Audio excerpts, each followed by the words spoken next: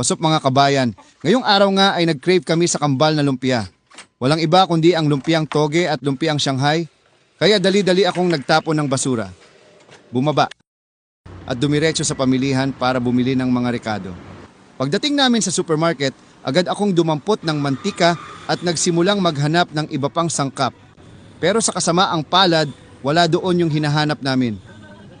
Kaya lumipat kami sa kabilang supermarket para maghanap. At dito nga ay may nakita kaming napakamurang bell pepper. 3 dirhams lang ang isang balot. At meron ding sariwang mga gulay. Kaya nung nakumpleto na namin ang mga sangkap ay umuwi na kami. Pagkarating namin ng bahay, pinakuluan ko na agad ang giniling para sa Shanghai.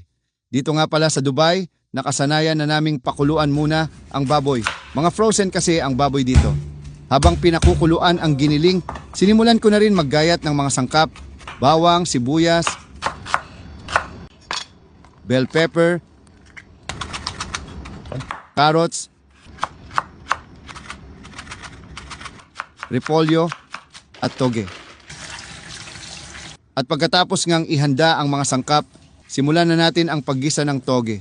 Magpainit ng kaldero, lagyan ng mantika, tapos isunod ang bawang, sibuyas,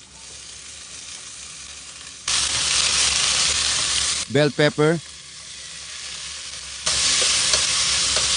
paminta, asin, asukal, pork cubes, at toyo. Haluin lang mabuti. Pagkatapos, ihulog na ang carrots, repolyo, at toge. That's it. Mamaya, babalutin na lang natin. Simulan na rin natin timplahan ang lumpiang Shanghai.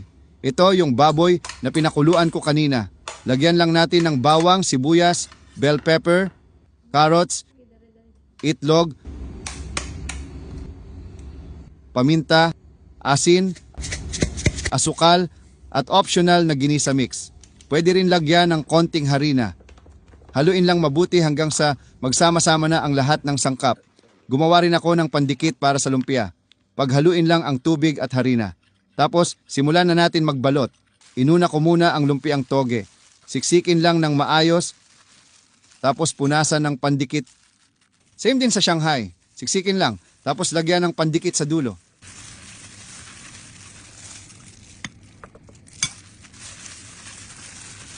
Tapos, pagulungin natin sa harina para hindi magdikit-dikit kapag inilagay na sa freezer. At dahil tapos na tayong magbalot, simulan na nating magprito. Magpainit ng kaldero, lagyan ng mantika, at kapag mainit na, ihulog na ang Shanghai. Kapag golden brown na, pwede nang hanguin. Sunod naman ang lumpiang toge.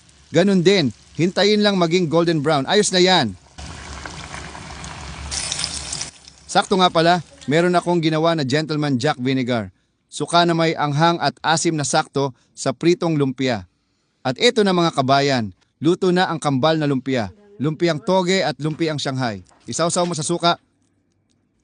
Sarap.